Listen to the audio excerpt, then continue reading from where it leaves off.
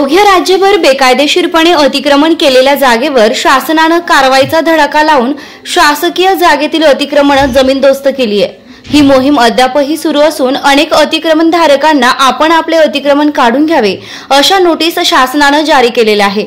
अशातच शिर्डी शहरातही जोरदार अतिक्रमण मोहीम राबवली जात असून ठिकठिकाणची अतिक्रमण काढण्यात आली आहे। तर काही अतिक्रमणधारकांना नोटीस आल्याने अतिक्रमण काढल्यानंतर काही पर्यायी पुनर्वसन व्हावे यासाठी माजी खासदार डॉक्टर सुजयदादा विखे पाटील यांच्या उपस्थितीत हॉटेल साई पॅराडाइज येथे बैठक पार पडली आहे। या बैठकीत शिर्डी नगर पंचायतचे माजी उपनगराध्यक्ष गोपीनाथ बापू गोंदकर यांच्या मार्गदर्शनाखाली प्रामुख्याने आंबेडकर नगरमधील नागरिकांच्या पुनर्वसनाचा विषय घेण्यात आला असून यावर डॉक्टर सुजयदादा विखे पाटील यांनी कोणीही बेघर होणार नाही, या नागरिकांचं पुनर्वसन करणार असल्याचं स्पष्ट केलं। मात्र जे अतिक्रमणधारक आहेत त्यांच्यापैकी इतर ठिकाणी स्वतःचं घर असेल त्यांना यात समाविष्ट केले जाणार नसल्याचं डॉक्टर सुजय विखे पाटील यांनी सांगितलंय। तर सर्व कागदपत्रे जमा करून ते पोलीस चौकशीसाठी दिले जातील आणि यात कोणी गुन्हेगारी प्रवृत्तीचे असेल तर त्यांचे या पुनर्वसन प्रक्रियेत नावे अजिबात येणार नाही असं स्पष्ट मत यावेळी डॉक्टर विखे पाटील यांनी मांडलंय। या बैठकीस शिर्डी नगर पंचायतचे माजी उपनगराध्यक्ष गोपीनाथ बापू गोंदकर, प्रथम नगराध्यक्ष कैलास बापू कोते, शिर्डी नगर परिषदेचे मुख्याधिकारी सतीश दिघे, अभय भैया शेळके, नितीन कोते, रवींद्र गोंदकर, सुरेश आरणे, हिरामन वारुळे, गणपत गोंदकर आदींसह आंबेडकर मधील सर्व ग्रामस्थ मोठ्या संख्येने उपस्थित होते।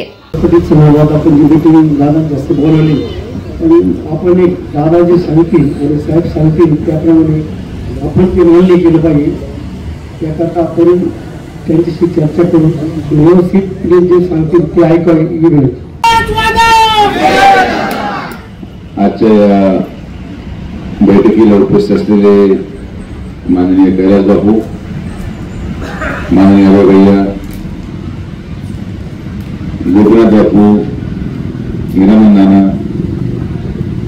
रवी तात्या, गणपत अण्णा, सुरेश आरणे, मुख्य कार्यकारी अधिकारी माननीय दिघे साहेब, पीआय माननीय गलांडे साहेब, उपस्थित असलेले सर्व आंबेडकर नगर आणि नाला रोडच्या आमच्या माता भगिनी, सर्व ज्येष्ठ ग्रामस्थ, सन्मान्य पत्रकार आणि मित्रांनो, सर्वात प्रथम आज अनेक लोकांना रोजा असल्यावर देखील या ठिकाणी रोजा सोडण्याच्या वेळी तुम्हाला थांबावं लागलं त्याबद्दल मी दिलगिरी व्यक्त करतो। थोडीशी गैरसोय आपली झाली असेल, पण माझ्या मते पाणी आपण सगळ्यांना दिलेलं आहे, जास्त वेळ म्हणून मी घेणार नाही। 11 चारी जी काढली गेली त्याचं फक्त उदाहरण देतो, तुम्हाला सगळं लक्षात येईल। मी 11 चारीची मीटिंग घेतली, त्यांना म्हणतो कुठेही जाऊ नका, मी तुमचं काम करतो। त्याच्यातले स्वाभाविक आहे काही हुशार लोक होते, ते म्हटले आपण न्यायालयात जाऊ। न्यायालयात गेले, स्टे मिळवला। स्टे मिळवल्यानंतर काही ठराविक वाटलं की आपल्याला नैतिकतेत विजय झाला किंवा काय झाला असेल ते 2-3 लोक बोलले, म्हणजे ठीक आहे, माझा काही विरोध नाही, न्यायालयीन प्रक्रिया आहे, आपण त्याला विरोध करत नाही।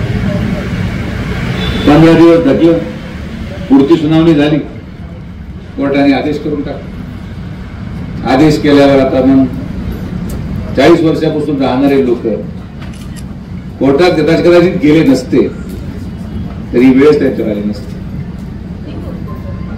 सल्ले देणारे 1000 लोक मिळतील, मदतीला कोणीच उभं राहणार नाही। 11 चारीच्या लोकांना देखील महिन्याभरात मला वाईट वाटलं, अनेक लोक भेटायलाही गेले, फोटोही काढला, व्हिडिओही काढलाय, जे आमच्या महिला रडत होत्या त्यांना खांदाही दिला, तेवढा व्हिडिओ काढल्यावर त्यांची जबाबदारी संपली। त्याच्यानंतर ते परत येणारही नाही। एवढीच आत्मीयता जर असेल गरिबांबद्दल तर तुम्ही जात असताना एखाद्या तरी किराणाचा बॅग घेऊन जावं। किराणाचा बॅग घेऊन गेले नाहीत लोक, फोटोग्राफर मात्र घेऊन गेले, कॅमेरावाले घेऊन गेले, कारण की त्यांना दाखवायचं आहे की आम्ही किती संवेदनशील आहोत। पण तुम्ही संवेदनशीलता जी दाखवायची आहे ती दाखवताना गरिबांच्या अश्रूचा वापर राजकीय स्वार्थासाठी करणारे ठराविक लोक आपल्या मतदारसंघामध्ये आहेत, त्यापैकी आम्ही नाही. मी आज त्यांची पण इथून गेल्यानंतर मीटिंग घेणार आहे आणि त्यांनाही मी आता तुर्तास काहीतरी अरेंजमेंट करून देत आहे आणि महिन्याभरानंतर त्यांना त्यांच्या हक्काच्या जागा देखील 11 चारीवारांना सगळ्यांना मी देणार आहे असं तुम्ही. मी आपली मीटिंग 6 महिन्यापूर्वी गेस्ट हाऊस मध्ये झाली. मी तुम्ही नव्हते, त्यांना काय काय शब्द दिले त्यांना विचार. मी एवढं सोडा, मी हे म्हणतो होतो तुमच्या प्रत्येकाच्या घरामधून एक तरी माणूस मी या थीम पार्क मध्ये नोकरीला लावायचा, एवढंही बोललो, तरी तुम्ही सही करायचं तयार नाही. माझ्या हातात जेव्हा गोष्ट असते तेव्हा मी तुम्हाला देऊ शकतो. हीच परिस्थिती लक्ष्मीनगरची पण की जेव्हा ससाने साहेब होते आणि नामदार साहेब होते तेव्हा रो हाऊसेस द्यायचा निर्णय झाला लक्ष्मीनगरकडे. रो हाऊसेस म्हणजे आज शिर्डीचे नगरसेवक अशा घरात राहत नसतील तशा प्रकारचे घर तेव्हा दिले गेले. पण दुर्दैवाने काही लोकांमध्ये गैरसमज झाला, शिक्षण कमी असल्या कारणाने त्यांना कळालं नाही का काय झालं मला माहित नाही, त्या काळात मी नव्हतो. ती संधी निघून गेली. आज संस्थांमध्ये प्रशासक आहे, ती संधी आता परत मिळणार नाही. 6 महिन्यापूर्वी जेव्हा तुम्हाला मी म्हणलो तेव्हा तुम्ही सह्या करून विश्वास ठेवून माणसाने जगलं पाहिजे. तुम्ही जेव्हा सह्या केल्या असत्या आजपर्यंत तुम्ही नव्या जागी स्थलांतर होऊन निवांत चांगल्या घरात राहायला गेले असते. एकाच नाला रोडवर एकाच आंबेडकर नगरमध्ये राहणाऱ्या एका व्यक्तीने असे 40 व्यक्तींनी 6 महिन्यापूर्वी कागद जमा केले आणि 140 लोकांनी नोटिसा आल्या किंवा नाही आल्या. कॅम्प लावायची घटना आहे. मी फक्त तारखाच्या मला नगर प्रशासनाने सांगितलं ते मी तुम्हाला सांगतो. या सगळ्यांमध्ये एक अट राहिलेली जी कोणीच मांडली नाही पण ती मी स्पष्टपणे मांडणार. हे सगळ्यांचे अर्ज, सगळ्यांचे नाव उद्या पोलीस स्टेशनला जमा झाले पाहिजे आणि मला 2 दिवसात सगळ्यांचं पोलीस व्हेरिफिकेशन पाहिजे. ज्यांच्यावर गुन्हे दाखल आहेत त्यांना मी जागा देणार नाही. त्यांनी कुठं जायचं त्यांचा व्यक्तिगत प्रश्न आहे. मी गुन्हेगार प्रवृत्तीच्या माणसांना शिर्डीमध्ये थांबू देणार नाही हा संकल्प मी केलाय. मतदान पडलं काय आणि नाही पडलं काय त्याचं मला काही घेणं राहिलं नाही. आपण जो शब्द दिला तो अंतिम पर्यंत पूर्ण करण्याचा निर्णय आपण घेतलाय. 11 चारीचे सगळे कागद आले. पोलीस 2 दिवसात मला ते कागद देणार आहे. या गोष्टीला तर काय अडचण नाही सुरेश आहे तुम्हाला. तर तो विषय क्लिअर आहे. कारण नसताना एका पूर्ण वस्तीला आरोपी म्हणून निश्चित करण्यापेक्षा एक माणूस जर त्या वस्तीला घाण करत असेल तेवढी घाण फक्त मला बाहेर काढायची. बाकी सगळे तुम्ही सगळे माझे आहेत. माझी आपल्या सगळ्यांना विनंती आता हे आम्ही बसलेलो आहे. तुम्हाला नोटीस येण्यापूर्वी किंबहुना काही करण्यापूर्वी मी स्वतः जी जागा तुम्हाला देणार आहे त्याचं यांना माहिती आहे. तुम्ही आता एखादी संध्याकाळी आज उद्या फिरता फिरता जाऊन या त्या वृंदावन बंदराच्या समोरची जागा तिथं लाईन आपण पोच करतोय. मी रस्त्यासाठी तर त्यांनी सांगितलं 1,71,00,000 रुपये ऑलरेडी मंजूर झाले. फक्त टेंडर फ्लॅश करून रस्त्याचं काम सुरू होतंय. ट्रान्सफॉर्मर मंजूर केले, आजूबाजूला सगळीकडे सोलर हायमास्ट मंजूर केले. म्हणजे आणि तिथं आपण ओपन स्पेस मध्ये टाकलं ना, तिथल्या ओपन स्पेस मध्ये त्याच प्लॉटचं मी बालवाडी देखील मंजूर केली ज्याच्यामध्ये तुमचे मुलं फुकट शिक्षण घेणार. तुम्हाला पैसे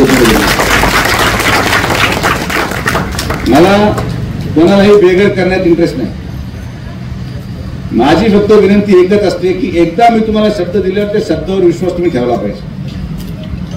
हे जे लोक येतात, जे तुम्हाला सांगतात, जे तुम्हाला आश्वासन देतात, हे परत तुम्हाला सापडणार नाही. कारवाई ही निरंतर प्रक्रिया, कारवाई चालत राहणार, नोटिसा येत राहणार. आजही मतदारसंघामध्ये अनेक ठिकाणी जे लोक राहत आहेत त्यांना नोटिसा गेल्या. तुम्ही नाही, बाकीचे पण लोक गेले. ते सगळे मला भेटायला आले. मी त्यांना म्हणतो तुम्ही काळजी करू नका. ज्या ज्या ठिकाणी मला द्यायला जागा नाही त्या त्या ठिकाणी मी आहे त्याच जागेवर तुमचं पुनर्वसन करेल. जिथं द्यायला जागा नाही तिथं आणि द्यायला जागा तुमच्यासाठी जागा निश्चित केली आपण. आता जागा निश्चित असल्यावर तुम्हाला कुठेतरी माझ्या शब्दावर विश्वास ठेवावा लागेल. या पलीकडे मला तुम्हाला वेगळं काही सांगणं. मी अनेक वर्षापासून तुम्ही जसं उदाहरण दिलं की तुम्ही 3 पिढ्यांपासून आमच्याबरोबर मी पण आंबेडकर नगर अनेक वर्ष शासनाची जागा असताना तात्या असतील, बापू असतील आणि तिथे असलेल्या लोकप्रतिनिधींच्या वतीने गटारीच्या लाईनही झाल्या, पाण्याची सोय झाली, जिथं परवानगी नव्हती तिथं नगरपालिकेने खर्च केला, रस्ते झाले. तर तुम्ही असं अजिबात मनात आणू नका की आम्ही तुम्हाला काही वेगळ्या नजरेने पाहतो. हे माझं चित्र रंगवलं जातं की मी कसा शत्रू आहे. पण मी तुम्हाला एकच गोष्ट सांगू शकतो की जेवढी तळमळ माझ्या मनामध्ये तुमच्याबद्दल कोणामध्येच नाही, हे तुम्हाला दोष. तुम्ही कोणाच्याही ऐकण्यावर जाऊ नका. मी फक्त तुम्हाला एकच सांगेन की मी जो तुम्हाला शब्द दिला त्या गोष्टीची तयारी मी अगोदरच केलेली आहे. मला स्वतः हा विषय क्लिअर करायचा आहे. जे कागदपत्र आले ते आता 2 दिवसामध्ये पोलीस व्हेरिफिकेशन मधून आपल्याला येईल.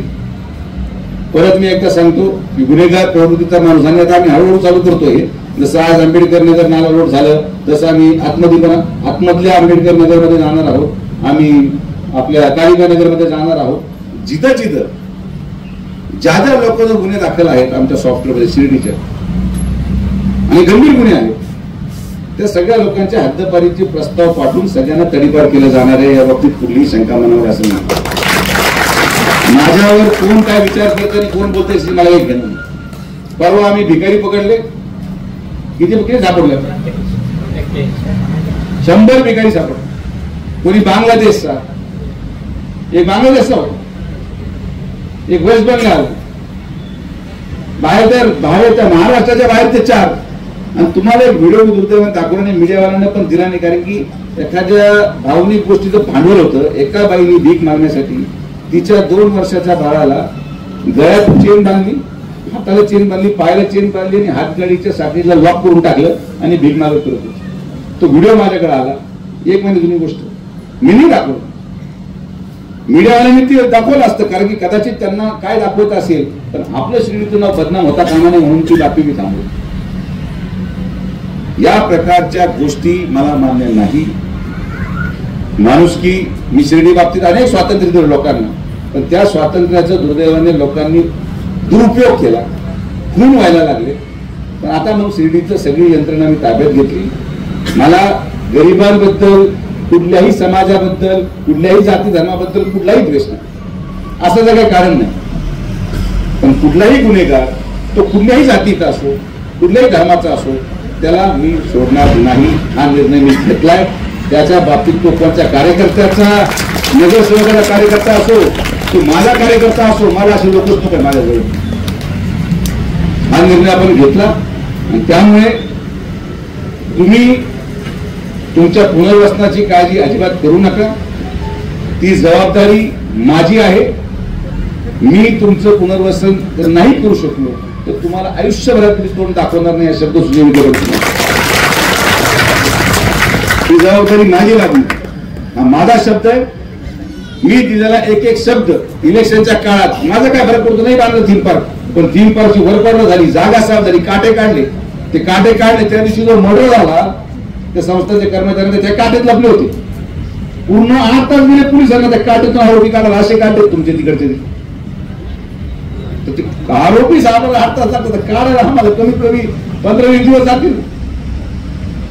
आणि या सगळ्या भाग विकसित होणार आहे. तुम्ही जिथं जाऊन राहिलात ना, तुमचं जिथं पुनर्वसन होणार आहे त्याचा जर तुम्ही 2 महिन्यानंतर चित्र जर पाहिलं पाहिजे डोळ्यांनी, जो रस्ता आपण मंजूर केलाय 7.5 कोटी रुपये तुमच्या त्या प्लॉटच्या समोरच्या थीम पार्क आणि तुमच्या घरकुलच्या रस्त्यात मध्ये जो रस्ता येणार आहे, प्रसादाचा तुम्ही रस्ता जो पाहिला तेवढ्या साईजचा रस्ता with divider with street light, हा भाग थीम पार्क साईडचा आणि तुमचं जिथं पुनर्वसन होतं तो भाग, तो शिर्डीतला सगळ्यात विकसित भाग पुढच्या 6 महिन्यांमध्ये दिसेल. तुम्ही अंतर्मनातून जेव्हा राहायला जाल, तुम्ही नाही मला आशीर्वाद देतो की पाहिजे हालत आहे, तुम्हाला अभिमान वाटेल की तुम्ही सुजय विखे सारख्या भावावर विश्वास ठेवला. एवढं काम मी तुम्हाला करू. माझ्या रक्तात बोगस धंदा नाही, मी बोगसपणा करतही नाही, मला कोणावर आरोपही करायचा नाही, कोणावर टीकाही करायची. म्हणून अनेक लोक, आता सुरेश झाला समजा, त्याला मी विनंती की बाबा ये तुझ्या काही गैरसमज असतील दूर करू. ज्याच्या मनामध्ये गैरसमज असेल त्यांनी मला भेटा, मी तर बसतो. मी कुणा पळून जाणार, मला तुम्ही सोडून कोणी आहे कशा टेन्शन घेत. काही गोष्टी माझ्या आवाक्याच्या बाहेर आहेत, काही गोष्टी शासन म्हणून शासन करत आहे. पिंपरी चिंचवडचं उदाहरण दिलं त्यांनी. एका आमदारांनी 583 एकर आता 583 किती घर होते मी तर हिशोब होते मला. 875 घर तोडले. 875 एकर घरे किती हिशोबच नाही. 875 एकर कशाला बांधतात, हे तर हे 2-3 एकर सुद्धा नाही. तर शासन या धोरणामध्ये आहे आणि ते राष्ट्रही आहे. मला कोणत्याही गरीबावर अन्याय करायचा नाही, पण गरिबीच्या नावाखाली जे गुन्हेगार प्रवृत्तीचे लोक शिर्डीमध्ये लपले त्यांना मला साफ करायचंय. त्याची झळ येत्या कदाचित काही कालावधीसाठी, महिना 15 दिवस सामान्य लोकांना बसू शकते. पण ही गोष्ट लक्षात घ्या की हे सगळं तुमच्या मुलींसाठी करतो, नाहीतर आपलं शिर्डी हे फिरण्यालायक सुद्धा राहणार नाही. आज तुम्ही पहा गुरुवार आहे, रस्ता एकदम मोकळा, अजिबात ट्रॅफिक नाही राहणार नाही, कारण की आपण ट्रॅफिक बंद करून टाकला. काही शिस्त आणणं गरजेचं आहे. या शिस्त मला नाही, माझं काही इथं बसायचं, मला काय नगराध्यक्ष व्हायचं, निवडणूक लढवायची असं अजिबात नाही. पण त्या हत्येनंतर मी मूळ मनुष्य म्हणून शिर्डी बाबतीतचं माझं धोरण पूर्णपणे बदलले आणि त्या बाबतीत मी माघार घेऊ शकणार नाही. मला माफ करा, मी तुमच्या विरोधात नाही, मी तुमच्या बरोबरच आहे. तुमचं पुनर्वसन करून द्यायची जबाबदारी ही माझी आहे आणि तुम्हाला जे मिळणार आहे या जागेची किंमत तुम्ही कागदावर सुद्धा आखू शकत नाही. अशा प्रकारची जागा 7 बारावर इतर हक्कामध्ये तुम्हाला नाव लिहून मला मिळणार. तुमच्या आयुष्यभराचा पूर्ण प्रसंग एनए प्लॉट मिळणार. एनए प्लॉट घेऊन दाखवा पडतो. आम्हाला आमची जबाबदारी माहिती आहे. माननीय नामदार राधाकृष्ण विखे पाटील साहेबांना त्यांची जबाबदारी माहिती, गरिबांप्रती, लोकांप्रती, सामान्य लोकांप्रती. तर तुम्ही अजिबात त्या बाबतीत मला शंका आणू नका. आम्ही कोणाही विरोधात नाही, आम्ही तुमच्या विरोधात नाही. आपण सगळे एकमेकासाठी आहोत. माझा विश्वास ठेवून काही जरी गडबड झाली याच्यामध्ये तर सुजय विखे जबाबदार आहे. हा विश्वास तुम्हाला माझ्यावर ठेवावा लागेल. भाऊ म्हणून, मित्र म्हणून, मुलगा म्हणून, नातू म्हणून हा विश्वास माझ्यावर ठेवा. मी तुम्हाला लिहून देतो की जे काय आम्ही तुम्हाला देत आहोत हे तुम्ही तुमच्या पुढच्या 3 पिढ्या सुद्धा आयुष्यभर आम्हाला विखे पाटील परिवाराला आशीर्वाद देतील अशा प्रकारचं आम्ही तुम्हाला देतो. त्या बाबतीत मनामध्ये शंका कुशंका अजिबात आणायचं कुणीही कारण नाही. कृपया करून कोणाचे सल्ले घेऊ नका. आपल्याला 11 सारखी परिस्थिती नको असेल तर कृपया करून सल्लागार घेऊ नका. जे सल्ले होते सगळ्यात पहिले त्यांनीच पत्रे काढली, कोर्टाचा निकाल लागला. जे याचिकेकर्ते होते ते सगळे तेच पत्रे काढून जाय. मला नाही का, मला भेट नाही ना, मला सुद्धा वाईट वाटतं. एक पत्रकार मला भेटले, पत्रकार म्हणते का आम्ही तिथे गेलो जेव्हा त्यांच्याकडे, तर हा विषय पहा कसा असतो. तिथे एक आजी होती, ती म्हणते, ती पत्रकारांना विचारत होते काय झालं, कसं झालं, कशामुळे झालं. ते म्हणते सगळे बोगस आहेत, फक्त माझा सुजयदादा मला भेटत नाही तोपर्यंत मी काहीच बोलणार नाही. हा विश्वास एका पडलेल्या घराच्या महिलेचा माझ्याबद्दल तो शब्द तुटून येणार नाही. म्हणून हा विश्वास कमवायला आयुष्य जातं. ती सगळ्यांबद्दल बोलली, पण ती म्हटली माझा सुजयदादा मला भेटल्याशिवाय मी कोणावर काही बोलणार नाही. हा विश्वास मी कमवला, तो विश्वास मी आयुष्यभर तुटून जाणार. त्यामुळे तुम्ही निश्चिंत राहा. आपण जे काही करतोय हे शिर्डीच्या हितासाठी करतोय, कोणाच्या विरोधात नाही, कुठल्या जातीच्या विरोधात नाही. तुम्हाला सुरक्षित ठेवण्यासाठी करतोय आणि तुम्हाला चांगलं जीवन देण्यासाठी करतोय. तर आपण सगळेजण सहकार्य कराल ही मी अपेक्षा ठेवतो. मी तुमच्या पुढे आहे, सगळे आमच्या पुढे कधी पुढे अडचणी कोणालाही पकडायचे हे सगळे बसलेले ते तुमच्यासाठी येत, कोणालाही पकडा. यांची जबाबदारी आहे सगळ्यांची. खुर्चीवर बसून ठेवलं याने मोठं बसून, याची जबाबदारी की तुमचे प्रश्न सोडवण्याची. मी तर आहे तर मी काय फार पुढे फिरायला जात नाही. मी शिर्डी त्या दिवशी फक्त 3 दिवस मला वेळ भेटला नाही. आज आलोय, परत उद्या इथंच आहे. पुढे मी बाहेर पडून जाणार माणूस आणि तो मी लपवत नाही. तर त्यामुळे आता निश्चित राहा. वेळ भरपूर झाला.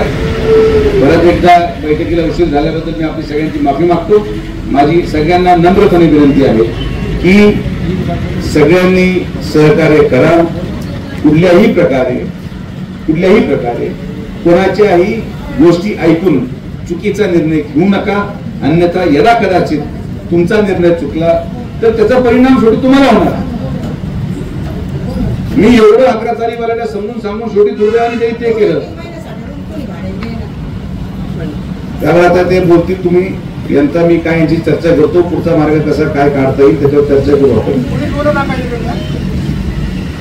तर आता उरलेले जे काही छोट्या मोठ्या गोष्टी आहेत ते आपले जे प्रतिनिधी असतील, हे 4-5 लोक बसलेत, अण्णा आहेत, तात्या आहेत, नाना आहेत आणि बापू आहेत, यांच्याशी आम्ही सविस्तर चर्चा करू. ते मला बोलून तुमच्याच तोंडातून ऐकायचं म्हटलं मी शकू माझा विश्वास नाही. तुम्ही काळजी करू, मला माझ्या पद्धतीने काम करू द्या. आज एखादी गोष्ट वाईट वाटत असेल पण तुम्हाला मग एक महिनाभर पण नाही लागणार चांगलं वाटायला. ही माझी जबाबदारी. आम्ही तुमच्यासाठी धडपडतो. तर माझी सगळ्यांना विनंती आहे की कुठल्याही कृपया करून अफवा पसरवण्याचं काम, अविश्वास ठेवण्याचं काम अजिबात करू नका. आणि मतदान येतं, पडलं काय नाही पडलं काय, मी मतासाठी काम करत नाही. मी गरिबांच्या आशीर्वादासाठी काम करतो. मला आशीर्वाद मिळेल तेच माझं मतदान आहे. मी महाराष्ट्रामध्ये एकमेव माणूस आहे ज्याचा पराभव लोकसभेमध्ये झाला. मी लोकसभेमध्ये पडलो. मला स्वतः वाटलं आपण एवढं पुण्याचं काम करतो, एवढं गरिबांना आपण जीवन देतो, सगळं आपलं पराभव कशामुळे आणि कसं काय झालं आणि आपण काय प्राप्त केलं. 3 महिन्यामध्ये परत महाराष्ट्रामध्ये आपण हिरो जाऊ. बाबांच्या मनामध्ये होतो तिकडं काम इकडचं उरकून घे, मग आता इकडचं घेतलं आपण उरकून जेवढं उरकून घेतो. एखादी गोष्ट घडली तर मी 3 महिन्यात आज खरंच जिवंत झालो. माझा आत्मविश्वास जिवंत झाला. हे कशामुळे? हे सगळे तुमच्यासारखे गरीब लोक जे अंतर्मनात आशीर्वाद आहेत, नाही या मुलाचं कल्याण हो, या आशीर्वादामुळे सुजय विखे जो उभा आहे तो आशीर्वाद मी शेवटपर्यंत केला. ही माझी जबाबदारी. तर त्यामुळे आपण सगळेजण आलात, सगळ्यांचे मनापासून आभार. झालेल्या सगळ्या या मधल्या कालावधीमध्ये तुम्हाला जी भीती आली किंबहुना तुम्हाला जे मनात शंका कुशंका आल्या, जे काही थोडं दडपण वाटलं त्याबद्दल मी दिलगिरी व्यक्त करतो. निर्धास्त राहा, सहकार्य करा. आमची जबाबदारी आम्हाला माहिती आहे. आम्ही बाकीच्या गोष्टी यांच्याशी चर्चा करून अजून काय त्याच्यामध्ये अधिक आपण मार्ग काढू शकतो त्या संदर्भात चर्चा करून तुम्ही कधीही यांना संपर्क करा. ते लोक जे सांगतील त्या पद्धतीने आपण पुढे कार्य करूया. परत एकदा आपण सगळेजण आलात, सगळ्यांचे मनापासून आभार. धन्यवाद.